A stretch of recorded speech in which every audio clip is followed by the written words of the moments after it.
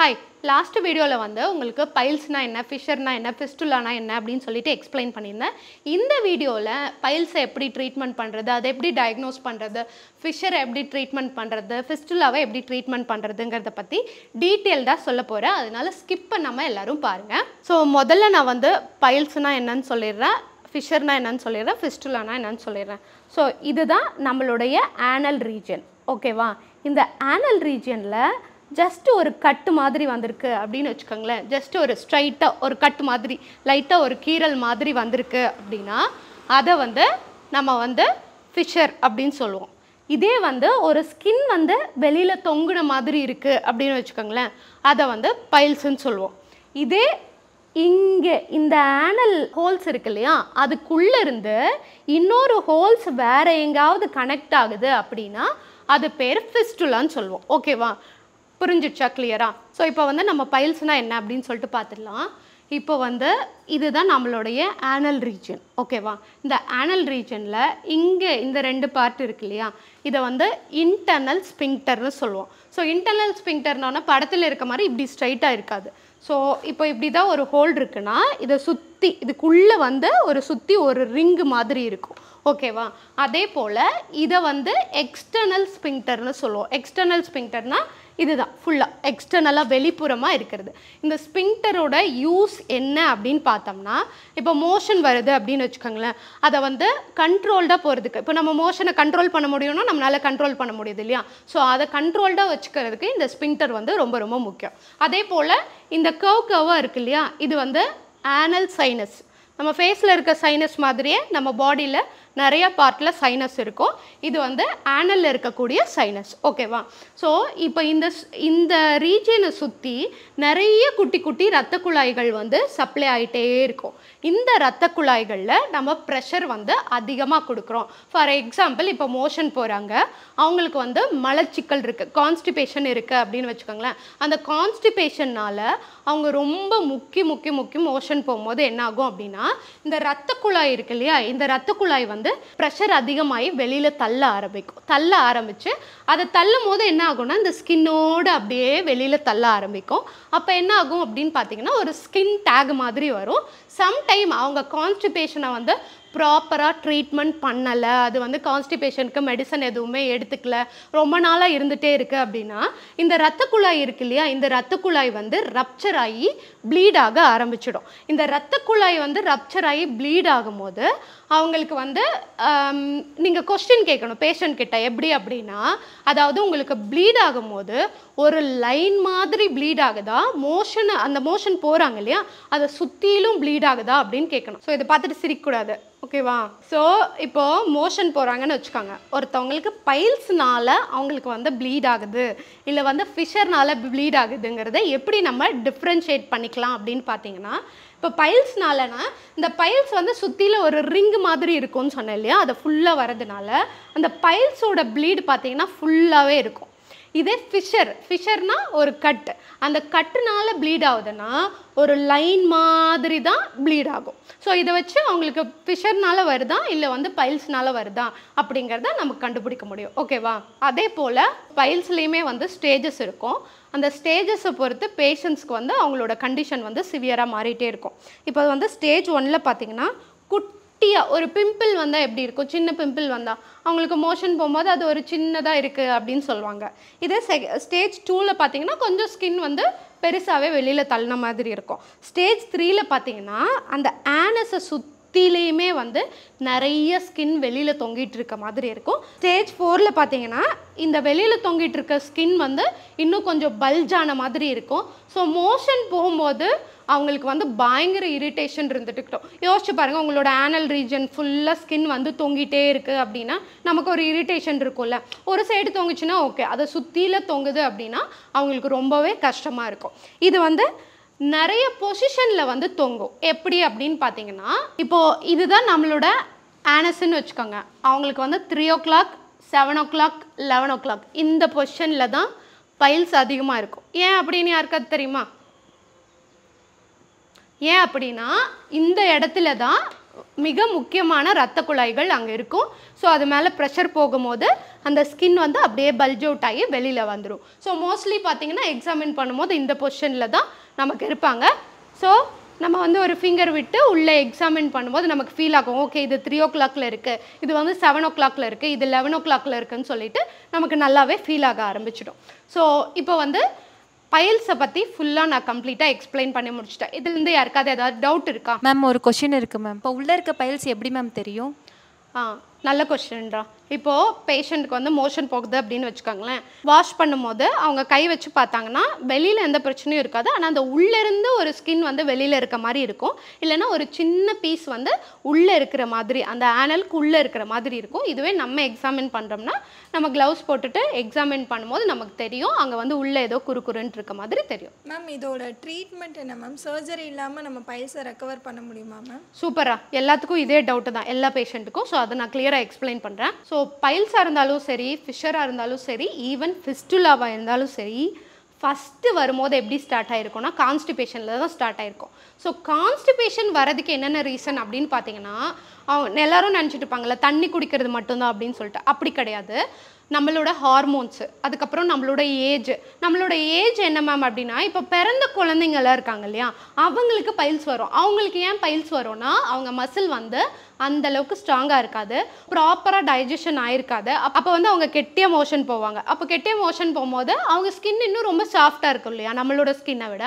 அப்போ இன்னுமே ஈஸியாக வந்து பைல்ஸ் வர ஆரம்பிக்கும், ஈவன் ஃபிஷர் கூட வர ஆரம்பிக்கும்.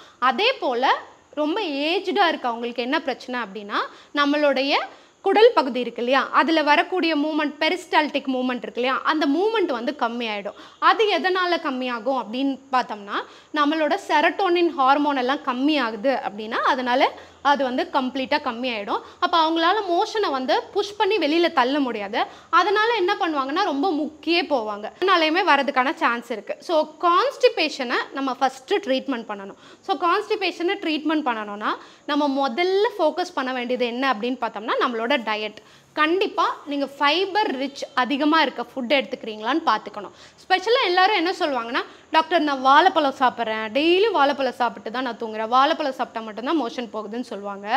ஆனால் நீங்கள் வாழைப்பழத்தை தவிர்த்து ஒரு ஆரஞ்சு வந்து ஃபுல்லாக எடுத்துக்கலாம், அதே போல் ஒரு ஆப்பிள் வந்து ஃபுல்லாக எடுத்துக்கலாம், அதே போல் மாதுளம்பழம்.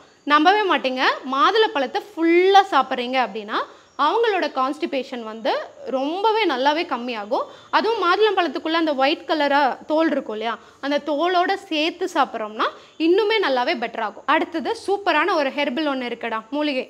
இது வந்து துத்தி இலை. இது வந்து மோஸ்ட்லி நம்ம வீட்டுக்கிட்ட எல்லாமே பார்த்திங்கன்னா அப்படியே சும்மா கிடந்திருக்கும், யாருமே நம்ம கண்டுக்கவே இருந்திருக்க மாட்டோம். ஆனால் இது வந்து ரொம்ப பெஸ்ட்டு ட்ரீட்மெண்ட். என்ன அப்படின்னா, இப்போ வந்து கான்ஸ்டிபேஷன் மட்டும் இருக்குது அப்படின்னா இந்த இலையை பொறிச்சு லைட்டாக சின்ன வெங்காயம் எடுத்து வதக்கி கூட சேர்த்து பருப்பு போட்டு சாப்பிட்டாலும் சரியாகி வந்துடும். இல்லை பச்சையாக 4 இலையை வந்து நல்லா துவைச்சி முழுங்கிட்டாலும் சரியாகி வந்துடும். அதே போல் பைல்ஸ் இருக்குது அப்படின்னா இந்த இலையை பொறிச்சு அரைச்சி அதனோட சாறு இல்லைனா இந்த இலையோடு சேர்த்து லைட்டாக பேஸ்ட்டு மாதிரி ஆனல் ரீஜியன், அதாவது மோஷன் போகிற இடத்துல வந்து அப்ளை பண்ணிட்டு வந்தால் அவங்களுக்கு ப்ளீடிங் இருந்தாலும் அரெஸ்ட் ஆகும், ப்ளஸ் வந்து பைல்ஸுமே பெட்டராகும். பைல்ஸுக்கு இதை மட்டும் சாப்பிட்டா போதுமா மேம்? ஓகேடா, கண்டிப்பாக கிடையாதுடா. இதை மட்டும் சாப்பிட்டா மட்டும் பத்தாது. கண்டிப்பாக நம்ம வந்து ஒர்க் அவுட்லேயும் கான்சன்ட்ரேட் பண்ணணும். ஒர்க் அவுட்டு தான் நம்மளோட இன்டர்னல் அண்ட் எக்ஸ்டர்னல் ஸ்பிங்க்டர் சொன்னேன் இல்லையா, அந்த ஸ்பிங்க்டர்ஸை வந்து ஸ்ட்ரென்தன் ஆக்கும். அதுக்கு ரொம்ப ஃபேமஸான ஒரு பெல்விக் ஃப்ளோர் ஸ்ட்ரென்தனிங் எக்ஸசைஸ் இருக்குது. யாருக்காவது தெரியுமா அது என்ன எக்ஸசைஸ்? அந்த எக்ஸசைஸ்க்குன்னு ஒரு தனி பேர் இருக்குது, Kegel exercise. Clap. Kegel exercise பண்ணோம்னா நல்லாவே பெல்விக் ஃப்ளோர் ஸ்ட்ரென்தன் ஆகிடும். ஈவன் பெண்களுக்கு வந்து யூரின் இன்கான்டினென்ட் இருக்குது, இருமுனா தும்முனா வந்து யூரின் போயிட்டே இருக்குன்னு சொல்லுவாங்க. இந்த மாதிரி கண்டிஷன்ஸ்க்கு எல்லாமே வந்து பெல்விக் ஃப்ளோரை வந்து ஸ்ட்ரென்தன் பண்ணோம்னாலே பெட்டர் ஆகிடும். ஸோ அந்த எக்ஸசைஸ் என்னென்னு சொல்லிவிட்டு நான் இப்போ அடுத்தது இது முடிச்சுட்டு உங்களுக்கு எக்ஸசைஸுமே காமிக்கிறேன். ஓகேவா மேம்? எனக்கு ஒரு டவுட் மேம். சொல்லுங்கடா. பைல்ஸ்க்கு ஸ்கின் வெளியே தொங்கிட்டு இருந்துச்சுன்னா அதுக்கு என்ன ட்ரீட்மெண்ட் மேம்? ஓகேடா, அதுவும் எக்ஸ்பிளைன் பண்ணுறேன். இப்போ ஸ்கின் டேக் வந்து வெளியில் தொங்கிட்டு இருக்கு அப்படின்னா அதை வந்து சர்ஜரியே இல்லாமல் சரி பண்ணணும் அப்படின்னா அதுக்கு பெஸ்ட் மெத்தட் இருக்குது. ஃபஸ்ட்டு ரொம்ப சின்னதாக இருக்குன்னா எக்ஸசைஸ் பண்ணால் சரியாயிடும்டா. ரெண்டாவது ஆயுர்வேதா ட்ரீட்மெண்ட்டில் சாரசூத்ரான்னு சொல்லிட்டு ஒரு ட்ரீட்மெண்ட் இருக்குது. ஃபார் எக்ஸாம்பிள் ஸ்கின் டேக் வெளியில் இருக்குது அப்படின்னு வச்சுக்கோங்களேன், லைட்டாக அதில் வந்து மறுத்து போகிற மாதிரி இன்ஜெக்ஷன் போட்டுட்டு அந்த ஸ்கின்னை வந்து நூலில் கட்டி விட்டுடுவாங்க. அப்படியே கொஞ்சம் கொஞ்சமாக அது அருந்து வந்துடும். பெருசாக பெயின் எதுவுமே தெரியாது. ஜஸ்ட் ஒரு 10 to 15 minutes இருக்க ஒரு ப்ரொசீஜர் தான். ஸோ நம்ம ஹாஸ்பிட்டல்லையும் நம்ம ஆயுர்வேத டாக்டர்ஸோட டைப் வச்சுருக்கோம். அவங்க வந்து இந்த ப்ரொசீஜர்ஸ் எல்லாமே பண்ணுவாங்க. ஓகேவா? நான் ஃபிஷருங்கிறது என்னன்னு சொல்லிட்டு முன்னாடியே சொல்லியிருந்தேன் இல்லையா? அதாவது ஒரு கட். ஸோ இந்த கட்டு வந்து மோஸ்ட்லி பார்த்தீங்கன்னா பீரியட்ஸ் டைமில் நிறைய பெண்கள் வந்து எக்ஸ்பீரியன்ஸ் பண்ணியிருக்கலாம். சின்னதாக ஒரு கிராக் மாதிரி வந்திருக்கிறது, அது ஆட்டோமேட்டிக்காக அப்படியே டிஸப்பியர் ஆகிடும். இதுவே ரொம்ப சிவியராக இருக்குது அப்படின்னா பெயின் இருக்கும், ப்ளீடிங் இருக்கும், உட்காரதுக்கே ரொம்ப கஷ்டமாக இருக்கும், ட்ராவல் பண்ண முடியாது. இந்த மாதிரி பல சிம்டம் வந்து பேஷண்ட் நம்மக்கிட்ட சொல்லுவாங்க. அதே போல் பார்த்தீங்கன்னா இப்போ வந்து இந்த ஃபிஷர் வந்து 2 டைப்பில் இருக்கும். எப்படி வந்து பைல்ஸில் வந்து இன்டர்னல் எக்ஸ்டர்னல் சொல்கிறோமோ அதே போல் ஃபிஷர்லேயும் எக்ஸ்டர்னல் ஃபிஷர் இருக்கும், இன்டர்னல் ஃபிஷர் இருக்கும். ஸோ இன்டர்னல் ஃபிஷர் நம்ம எக்ஸ்டர்னல் ஃபிஷர் வந்து எக்ஸாமின் பண்ணும்போதே நமக்கு தெரிஞ்சிடும். இன்டர்னல் ஃபிஷர் வந்து ப்ரோட்டோஸ்கோப் பண்ணோம்னா நமக்கு தெரிஞ்சிடும். அதே போல் பார்த்தீங்கன்னா இது வந்து லைட்டாக சின்ன ஒரு டேராக கூட இருக்கலாம். அதே போல் சில பேஷண்ட் எல்லாம் நமக்கு ஒரு 1.5 சென்டிமீட்டர் 2 சென்டிமீட்டர் அப்போது இந்த மாதிரி ஒரு பிளவு மாதிரி வரதுக்கும் சான்ஸ் இருக்குது. ஸோ இந்த மாதிரி பிளவு மாதிரி வந்துருச்சு அப்படின்னு ரொம்ப பெருசாக இருக்குது அப்படின்னு வச்சுக்கோங்களேன். அப்போ என்ன பண்ணுவாங்கன்னா பேஷண்ட்டு நம்ம எக்ஸாமின் பண்ணும்போது ரொம்ப டைட்டாக வச்சுட்ருப்பாங்க. அதை வந்து சுருக்கி வச்சுருப்பாங்க. நம்ம எக்ஸாமின் பண்ணும்போது நமக்கு தெரியவே தெரியாது அது பைல்ஸனால் வலிக்குதா எதனால் வலிக்குதுன்னு சொல்லிட்டு தெரியவே தெரியாது. அதனால் பேஷண்ட்டை வந்து நல்லா ரிலாக்ஸ் பண்ணிவிட்டு நம்ம எக்ஸாமின் பண்ணணும். சரியா மேம்? எனக்கு ஒரு டவுட் இருக்குது. சொல்லுங்கடா. இப்போ மற்ற இடத்துல வர காயம் எல்லாம் சீக்கிரமாக ஈஸியாக ஆறிடும். ஸோ ஆனல் ரீஜனில் வர காயம் எப்படி ஆறும்? சூப்பரா. இந்த பிரச்சனைனால மட்டும்தான், அதாவது ஆனல் ரீஜனில் வர ஃபிஷர் வந்து ஈஸியாக ஆறவே ஆறாது. இப்போ நார்மலி இங்கே ஒரு கோடு கிழிச்சிருச்சுன்னு வச்சுக்கோங்க, யாரும் அதுக்கு டாக்டர்ஸ் கிட்ட போக மாட்டாங்க. ஜென்ரலாக ஒரு மருந்து தடவுனாலே சரியாக போயிடும். ஆனால் அந்த இடம் வந்து எப்போவுமே மாய்ஸ்சராக இருக்கும். அதே போல் பெண்களில் பார்த்தீங்கன்னா ஒயிட் டிஸ்சார்ஜ் வெள்ளைப்படுதல் இருக்கு இல்லையா, இந்த மாதிரி விஷயம் இருக்கும்போது அது போய் அந்த இடத்துல ஒரு ட்ராப்பாக போய் இல்லை வந்து சுற்றியில் மாய்ஸ்சராக இருந்துகிட்டே இருக்குது, ப்ராப்பராக ஹைஜீனாக மெயின்டைன் பண்ணலை அப்படின்னா அந்த இடத்துல என்னாகும் அப்படின்னா திரும்ப பாக்டீரியல் இன்ஃபெக்ஷன் வந்துக்கிட்டே இருக்கும். ஃபார் எக்ஸாம்பிள் அவங்க வந்து ஒரு வெஸ்டர்ன் டாய்லெட்டில் உட்காந்து போகிறாங்க அப்படின்னா அதிலிருந்து கூட திரும்ப இன்ஃபெக்ஷன் வந்துக்கிட்டே இருக்கும். அந்த புண்ணை வந்து ஆறதுக்கே விடாது. ஸோ அதனால தான் அந்த இடத்துல இருக்கக்கூடிய புண்ணு வந்து ஆறது ரொம்ப கஷ்டம். பட் ஆனால் இதை கண்டிப்பாக ஆற்றி கம்ப்ளீட்டாக க்யூர் பண்ணவும் முடியும். ஜென்ரலி அதை எப்படி ஆற்றணும் அப்படின்னு பார்த்தீங்கன்னா இந்த ஆனல் ரீஜனை மோஸ்ட்லி ட்ரையாக வச்சுக்கணும். எப்போவுமே வந்து மாய்ஸ்சராக வச்சுக்கூடாது. ஸோ நம்ம என்ன பண்ணணும் அப்படின்னு பார்த்தோம்னா மாய்ஸ்சரானா நான் சொல்கிறது வந்து தண்ணி போகிற மாதிரி இல்லை வந்து ஏதாவது ஒயிட் டிஸ்சார்ஜ் ஏதாவது லிக்விட் வந்து வெளியில் வந்துட்டு இருக்குன்னா அது எதனாலன்னு பார்த்துட்டு அதை ஃபஸ்ட்டு நம்ம ட்ரீட்மெண்ட் பண்ணிடணும். அதே போல் அதை அடிக்கடி தொடச்சி க்ளீனாக வச்சுக்கணும். சின்னதாக குட்டியுண்டா கட்டு இருக்குன்னா நம்ம நார்மலாக வீட்டில் வந்து செக்கில் ஆட்டி எடுத்த தேங்காய் எண்ணெய் போட்டோம்னாலே நமக்கு நார்மலி பெட்டர் ஆகிடும். இல்லை டாக்டர் எனக்கு அதை விட கொஞ்சம் பெருசாக இருக்குது அப்படின்னா இந்த ஆயுர்வேதிக் மெடிக்கல் ஷாப்லலாம் முறிவெண்ணான்னு கேட்டிங்கன்னா அது கிடைக்கும். அதை வந்து நீங்கள் அப்ளை பண்ணிட்டு வரலாம். அதையும் தாண்டி டாக்டர் நான் நிறைய மெடிசன் போட்டுட்டேன் என்ன பண்ணாலும் ஆறவே மாட்டேங்குது அப்படின்றவங்க என்ன பண்ணலாம் அப்படின்னு பார்த்தீங்கன்னா ஒரு 1 hourக்கு ஒன்ஸ் வந்து முறிவெண்ணையை காட்டனில் டிப் பண்ணி இந்த கட்டு இருக்கு இல்லையா இந்த கட்டுக்கிட்ட அப்படியே பிளேஸ் பண்ண சொல்லணும். முடிஞ்சதுன்னா அப்படியே வச்சுருக்க சொல்லணும். சம்டைம் அது விழுந்துருச்சுன்னா மறுபடியும் ஒரு 1 hour கழித்து மறுபடியும் ஃப்ரெஷ்ஷாக ஆயில் எடுத்து டிப் பண்ணி அந்த இடத்துல வச்சுட்டே இருக்க சொல்லணும். இதில் ரொம்ப முக்கியம் கான்ஸ்டிபேஷனை நம்ம கிளியராக ட்ரீட்மெண்ட் பண்ணியிருக்கணும். நீங்கள் என்ன தான் இதை க்ளீன் பண்ணி வச்சுட்டிங்கனாலும் பேஷண்ட்டுக்கு வந்து கான்ஸ்டிபேஷன் வந்துருச்சு அப்படின்னா ப்ரெஷர் அதிகமாக போகும்போது என்ன ஆகிடும் அப்படின்னு பார்த்தீங்கன்னா அவங்க முக்க ஆரம்பிச்சிடுவாங்க, மறுபடியும் இது கிளிய ஆரம்பிச்சிட்டோம். அதனால் நம்ம வந்து கான்ஸ்டிபேஷனை கண்டிப்பாக 100% கிளியர் பண்ணியிருக்கணும். அதே போல் மோஷன் போயிட்டு வந்த உடனே இந்த இடத்த வந்து க்ளீன் பண்ணி முறிவெண்ணை வச்சு தடவை சொல்லிடணும். அதுக்கப்புறமும் சரியாகலை அப்படின்னா ஆயுர்வேதில் வந்து ஷாரகர்மான்னு சொல்லிட்டு ஒரு சொல்யூஷன் இருக்கும். அந்த சொல்யூஷன் வந்து ரொம்ப அல்கலைனாக இருக்கும். அந்த அல்கலைனை வந்து இந்த இடத்துல வச்சுட்டே இருக்கிறதுனால சம்டைம் அது சரியாகும். இது வந்து ஹாஸ்பிட்டலில் வச்சு ஒரு டாக்டர் மூலமாக தான் இந்த ப்ரொசீஜர் பண்ணணும். நீங்களாக எதுவுமே பண்ணக்கூடாது. ஏன்னா சம்டைம் அல்கலைன் வந்து ஸ்கின்னை இன்னும் கூட பேர்ன் பண்ணுறதுக்கான சான்ஸ் நிறையவே இருக்குது. அதனால் ப்ராப்பராக டாக்டரை கன்சல்ட் பண்ணிவிட்டு செய்கிறது பெட்டர். ஸோ இப்போ நம்ம பார்க்க போகிறது என்ன அப்படின்னு பார்த்தீங்கன்னா ஃபிஸ்டுலானா இதுதான் நம்மளுடைய ஆனல் பகுதி அப்படின்னு வச்சுக்கோங்களேன். ஸோ இந்த ஆனலில் இங்கே நிறைய சைனஸ் இருக்குன்னு சொல்லிடலையா, அந்த சைனஸ்லேருந்து ஒரு தனி ஹோல் வந்து இங்கே வர ஆரம்பிக்கும். ஸோ இந்த மாதிரி வந்துச்சுன்னா தான் இதை வந்து ஃபிஸ்டுலான்னு சொல்லுவோம். ஸோ பேஷண்ட்டுக்கு வந்து மோஷன் இந்த வழி போகிறது மட்டும் இல்லாமல் இந்த வழியிலையும் கொஞ்சம் கொஞ்சமாக லிக்விடு மோஷன் எல்லாம் வர ஆரம்பிச்சிடும். ப்ராப்பராக அதை வந்து ஃபுல்லாக க்ளீன் பண்ண முடியாது, அதனால் அங்கேருந்து ஸ்மெல் வர ஆரம்பிச்சிடும். சம்டைம் இன்னும் சில கண்டிஷனில் வந்து பேஷண்ட்க்கு பார்த்திங்கன்னா இது ஃபுல்லாக பிளாக் ஆகிடும். பிளாக் ஆகிறதுனால அங்கே வந்து துர்நாற்றங்கள் வர ஆரம்பிச்சிடும், பஸ்ஸு வர ஆரம்பிக்கும், ரொம்ப பயங்கரமாக பெயின்ஃபுல்லாக இருக்கும். இன்னும் சில கண்டிஷனில் பயங்கரமாக ஃபீவர் எல்லாம் வர ஆரம்பிச்சிடும். இன்னும் சில கண்டிஷனில் பார்த்திங்கன்னா இந்த சைனஸ் இருக்கு இல்லையா, நம்மளுடைய காலில் இருக்கக்கூடிய காஃப் மசில் வரைக்கும் அந்த சைனஸ் போகும். ஸோ இதெல்லாம் ரொம்ப ரேர் கண்டிஷன். ஆனால் ரொம்ப காமனாக பார்த்தோம்னா இங்கேருந்து இங்கே வரைக்கும் ஒரு ஹோல் இருக்கும். அதே போல் பார்த்திங்கன்னா சில ஹோல்ஸ் வந்து இது ஃபுல்லாக கம்ப்ளீட்டாக வெளியில் வரைக்கும் வரணுங்கிறது கிடையாது, பாதியிலேயே வந்து ஸ்டாப் ஆகிடும். பாதியிலேயே ஸ்டாப் ஆனாலும் அதுவுமே அவங்களுக்கு பெயின்ஃபுல்லாக ஸ்மெல்லாக இன்ஃபெக்ஷன் வர ஆரம்பிக்கும். இந்த சிம்டம் எல்லாம் இருந்துக்கிட்டே இருக்க ஆரம்பிக்கும். மேம் ஒன் டவுட் மேம், ஃபிஸ்டுலாவை கண்டுபிடிக்கிறது எப்படிங்க மேம்? ஓகே, குட் கொஸ்டின்ரா. ஃபிஸ்டுலா வந்து பேஷண்ட்டே சொல்லிடுவாங்க, மேம் எனக்கு வேறு வழியிலேருந்து மோஷன் வர மாதிரி இருக்குது அப்படிங்கிறத அவங்களே சொல்லிடுவாங்க.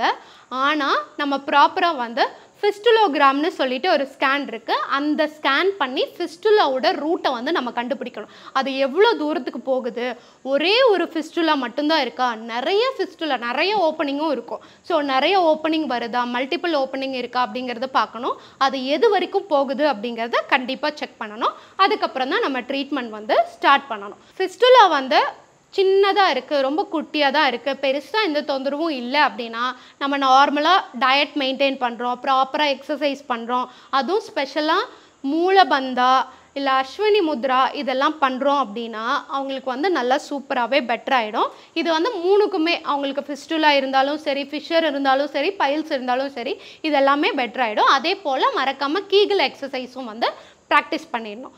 இல்லை எனக்கு வந்து ஃபுல்லாக வந்து ஒரு ஹோல்ஸ் வந்து வெளியில் வந்திருக்கு, அது வந்து பெயின்ஃபுல்லாக இருக்குது, நமக்கு வந்து சிம்டம் ரொம்ப அக்ரெசிவாக இருக்குது அப்படின்னா அது எப்படி இருக்கும் அப்படின்னு பார்த்தீங்கன்னா, இதுதான் வந்து உள்ளே இருக்கக்கூடிய அந்த ஆனல் ரீஜியன்னு வச்சுக்கோங்களேன். ஸோ இங்கே இருந்து ஒரு ஹோல் வந்து இங்கே வரைக்கும் வருது. ஸோ இதை என்ன பண்ணுவாங்கன்னா ஆயுர்வேத ட்ரீட்மெண்ட்டில் ஷார சூத்ரான்னு சொல்லிட்டு ஒரு ட்ரீட்மெண்ட் இருக்குது, இதை இழுத்து கட்டிடுவாங்க. கட்டிட்டா இது வந்து ரொம்ப டைட்டாகவும் கட்ட மாட்டாங்க, ரொம்ப லூஸாகவும் கட்ட மாட்டாங்க. இப்படி கட்டும் போது என்ன பண்ணோன்னா உள்ளே இருக்க மெடிசன் நம்ம நடக்கிறோம் எல்லாம் பண்ணுறோம் இல்லையா, அப்படி உரசி உரசி உரசி உரசி என்ன பண்ணோன்னா கொஞ்சம் கொஞ்சமாக இதை வந்து வெளியில் எடுத்துகிட்டே வரும். அப்போது நம்ம வந்து செக் பண்ணணும், எவ்ரி வீக் வந்து பேஷண்ட்டை செக் பண்ணுவோம். ஸோ செக் பண்ணும்போது அந்த ஹோல்ஸ் வந்து கம்மியாயிட்டே வர வர வர நம்ம திரும்ப அந்த கயிறை பிரித்து இன்னும் கொஞ்சம் கூட டைட் பண்ணி விடும்போது ஒரு ஸ்டேஜ் வரும்போது இப்படி கட்டாயி வந்துடும். ஓகேவா? அதே போல் ஆங்கில மருத்துவத்துலேயும் பார்த்திங்கன்னா இந்த மாதிரி சர்ஜரியை வந்து நம்ம ஸ்டிச் போட்டு இது பண்ணுவாங்க. பட் ஆனால் அதுக்கும் இதுக்கும் நம்ம என்ன டிஃப்ரெண்ட் அப்படின்னு பார்த்தோம்னா இதில் வந்து அதிகமாக பெயின் இருக்காது. இன்னொரு விஷயம் என்னென்னா நம்மளோட எக்ஸ்டர்னல் ஸ்பிங்டர்னு சொன்னோம் இல்லையா, அந்த ஸ்பிங்டர் சம்டைம் அதில் வந்து இன்னும் கொஞ்சம் கூட டேமேஜ் ஆகி மோஷன் கண்ட்ரோல் இல்லாமல் போகிறதுக்கு சான்ஸ் இருக்குது. இதில் வந்து சின்ன த்ரெட்டு தான் அப்படிங்கிறதுனால பெருசாக அந்த ஸ்பிங்டர் வந்து எதுவும் டேமேஜ் ஆகாது. அதே போல் இது கொஞ்சம் கொஞ்சமாக நம்ம காது ஓட்டை இருக்குது இல்லையா, ஓட்டை போட்டுட்டு கம்மல் போடாமல் எப்படி இருந்தால் அதுவே க்ளோஸ் ஆகி வருது இல்லையா, அதே போல் தான் இந்த ப்ரொசீஜரும். ஆட்டோமேட்டிக்காக ஸ்கின் மூடி வரதுனால பெருசாக அந்த ஸ்பிங்டருக்கு எந்த ஆபத்தும் இருக்காது. இது வந்து டிபெண்ட்ஸ், இந்த ஹோல் வந்து எவ்வளோ பெருசு இருக்குது அப்படிங்கிறத பொறுத்து இதனோட ட்ரீட்மெண்ட் டியூரேஷனும் மாறுபடும். சிலருக்கு வந்து ஒரு 1 மந்த்லேயே சரியாயிடும், சிலருக்கு 3 மந்த்ஸ் சரியாயிடும், இன்னும் சிலருக்கு 1 இயர் கூட டைம் எடுத்துக்கும். ஸோ இப்படி தான் நம்ம வந்து ஃபிஸ்டுலாவை ட்ரீட்மெண்ட் பண்ண போகிறோம். அதுக்கடுத்தது பார்த்திங்கன்னா இப்போது நம்ம எக்ஸசைஸ் பார்ட்டுக்கு வந்துடணும். எக்ஸசைஸில் வந்து ரொம்ப முக்கியம் நம்மளோட அந்த ஸ்பிங்டஸ்னு சொல்கிறோம் இல்லையா, அந்த ஸ்பிங்டஸை வந்து நல்லா சுருக்கி விரிக்கிறது ரொம்ப ரொம்ப முக்கியம். ஸோ அதை எப்படின்னு சொல்லிட்டு நான் இப்போ காமிக்கிறேன். இப்போது இதுதான் பார்த்திங்கன்னா ஆனஸை சுற்றி இருக்கக்கூடிய மசில். அதே போல் பார்த்திங்கன்னா இதுதான் ஸ்பிங்டர். இந்த ஸ்பிங்டரை வந்து நல்லா சுருக்கணும். நல்லா சுருக்கணும்னா என்ன பண்ணணும் அப்படின்னா இந்த 2 மசில் இருக்கு இல்லையா, இது ரெண்டும் நல்லா சேர்த்த மாதிரி டைட் பண்ணணும். டைட் பண்ணுங்கள். இது டைட் பண்ணும்போது நல்லா உள்ளே போகுது இல்லையா, இந்த மாதிரி உள்ளே போய் வெளியில் வரணும். இதை வந்து பர் டே வந்து ஒரு 5 to 10 கவுண்ட்ஸ் வந்து நம்ம பண்ணிக்கலாம். மார்னிங் ஈவினிங் வந்து ரெகுலராக பண்ணிக்கலாம். அதே போல் பார்த்தீங்கன்னா இப்போ நான் சொல்கிற எக்ஸசைஸ் நீங்கள் படுத்துட்டு கூட ப்ராக்டிஸ் பண்ணலாம், இல்லை நான் நின்றுட்டு கூட ப்ராக்டிஸ் பண்ணிக்கலாம். காலை வந்து கிராஸ் பண்ணிக்கணும். கிராஸ் பண்ணிக்கோங்க. ஃபுல்லாக நல்லா கிராஸ் பண்ணிவிட்டு மசிலை வந்து டைட் பண்ணணும். இப்படி டைட் பண்ணும்போது இங்கே இருக்கக்கூடிய மசில் வந்து நல்லா டைட் ஆகும். நீங்கள் இப்போ இந்த வீடியோ பார்த்துட்டு இருக்கீங்க அப்படின்னா அப்படியே ட்ரை பண்ணி பார்த்தீங்கன்னா உங்களுக்கு அந்த மசில் வந்து நல்லா டைட் ஆகுது உங்களுக்கு ஃபீல் ஆகும். நீங்கள் நேராக படுத்துட்டு கூட கால் ரெண்டும் ஒன்று மேலே ஒன்று போட்டுட்டு அதை வந்து டைட் பண்ணிக்கலாம். அப்போ டைட் பண்ணும் போதும் உங்களுக்கு பைல்ஸ் எல்லாம் இருக்குது அப்படின்னா இன்னும் கொஞ்சம் பெட்டர் ஆகும். அதே போல் பார்த்தீங்கன்னா நம்மளோட யோகாவில் மூலபந்தான்னு சொல்லிட்டு ஒரு பந்தா இருக்குது. அதை என்ன பண்ணணும் அப்படின்னு பார்த்தீங்கன்னா நீங்கள் வஜ்ராசனால உட்காந்துக்கணும். வஜ்ராசனால உட்காந்துட்டு இந்த ஆனல் ஸ்பிங்டர்னு சொன்னேன் இல்லையா, அந்த ஆனஸோட வெளிப்பகுதியை வந்து நல்லா உள்ளே இழுக்கணும். அதே போல் நம்மளோட மூச்சையும் உள்ளே இழுத்துக்கணும். ஸோ அப்படியே அதை வந்து உங்களால் எவ்வளோ நேரம் மெயின்டைன் பண்ண முடியுமோ மெயின்டைன் பண்ணிவிட்டு மூச்சை மெதுவாக ரிலீஸ் பண்ணும்போது உங்களுடைய அந்த மசில் டைட்டாக பிடிச்சிருக்கீங்க இல்லையா, அதையும் கொஞ்சம் கொஞ்சமாக ரிலீஸ் பண்ணணும். இதையுமே நீங்கள் வந்து ஒரு மார்னிங் 3 டைமு, ஈவினிங் வந்து ஒரு 3 டைம் வந்து டெய்லியும் ப்ராக்டிஸ் பண்ணிட்டு வந்தீங்கன்னா இன்னும் கொஞ்சம் பெட்டராக இருக்கும். அடுத்ததாக பார்த்திங்கன்னா நம்மளோட இன்டெஸ்டைனில் இருக்கக்கூடிய பெரிஸ்டால்டிக் மூமெண்ட் வந்து கம்மி ஆகிறதுனாலையும் இந்த மாதிரி மலச்சிக்கல் வரும்னு சொல்லியிருந்தேன் இல்லையா. ஸோ அதை வந்து நம்ம ஸ்ட்ரென்தன் பண்ணணும். ஏஜ் ஆகிடுச்சு அப்படின்னா அதுக்கு வந்து உட்யான பந்தான்னு சொல்லிட்டு ஒரு பந்தா இருக்குது, அதை வந்து ப்ராக்டிஸ் பண்ணலாம். இப்போ வந்து நாம் நார்மலாக இந்த பொசிஷனில் நின்றுக்கணும். மெதுவாக கீழே குனிஞ்சுக்கோங்க. குனிஞ்சிட்டு மூச்சை நல்லா வெளியில் விட்டுறணும். வாய் வழியில் வெளியில் விடணும். ஃபுல்லாக எக்ஸேல் பண்ணிவிட்டு நல்லா வெளியில் விட்டுட்டோன்னு தெரிஞ்சோன்னே நம்மளோட வயிற்றில் இருக்கக்கூடிய மசிலை வந்து நல்லா எக்கி பிடிக்கணும். நல்லா எக்கி பிடிங்க. இதை வந்து எவ்வளோ நேரம் ஹோல்டு பண்ண முடியுமோ அவ்வளோ நேரம் ஹோல்டு பண்ணணும். இதெல்லாம் நம்ம சின்ன வயசில் வந்து பண்ணியிருந்திருப்போம். பட் ஆனால் இப்போ பண்ணாதனால தான் இந்த பிரச்சனையே வந்து. ஸோ நல்லா எக்கி பிடிச்சிட்டு 1 2 3 4 5 6 7 8 9 10 மெதுவாக ரிலீஸ் பண்ணணும். டக்குன்னு ரிலீஸ் பண்ணக்கூடாது. ரிலாக்ஸ். ஸோ உங்களுக்கு தெரியணுன்றதுக்காக அவங்க கையை வந்து பின்னாடி கட்டியிருக்காங்க. ஸோ இந்த மசிலை வந்து நல்லா உள்ளே இழுத்துருக்காங்க இல்லையா. ஸோ இந்த மாதிரி இழுத்து நம்ம பண்ணணும். ஸோ இப்போ அடுத்ததாக இன்னொரு எக்ஸசைஸ் சொல்லி கொடுக்குறேன். என்ன அப்படின்னு பார்த்தீங்கன்னா இப்படி படுத்துக்கோங்க. படுத்துட்டு மெதுவாக கால் முட்டி ரெண்டும் மடக்கிக்கோங்க. மடக்கிட்டு மெதுவாக உங்களோட கையை வந்து சப்போர்ட்டில் வச்சுட்டு மூச்சை உள்ளே இழுத்துட்டே உங்களோட இடுப்பு பகுதியை மேலே தூக்கணும். எவ்வளோ தூரம் தூக்க முடியுமோ அவ்வளோ தூரம் தூக்கணும். ஸோ தூக்கிட்டு இந்த கால் இருக்கு இல்லையா, இதை வந்து நல்லா டைட் பண்ணி சேர்த்து வச்சுக்கணும். ஸோ இதை வந்து ஒரு 5 கவுண்ட்ஸ் மெயின்டைன் பண்ணிக்கணும். 1 2 3 4 5 மெதுவாக ரிலாக்ஸ் பண்ணுங்கள். நல்லா மூச்சை வெளியில் விட்டுட்டு ரிலாக்ஸ் பண்ணிக்கணும். அதே போல் அடுத்த எக்ஸசைஸ் மெதுவாக இப்படி படுத்துட்டு கால் முட்டி ரெண்டும் மடக்கிக்கங்க. மடக்கிட்டு இந்த முட்டிக்கு நடுவில் வந்து இந்த டவலை வந்து ப்ளேஸ் பண்ணிடணும். ப்ளேஸ் பண்ணிட்டு நல்லா ப்ரெஸ் பண்ணணும். ப்ரெஸ் பண்ணும்போது உங்களோட க்ளூட்டியல் மசில் இருக்கு இல்லையா, அது நல்லா டைட் ஆகும்.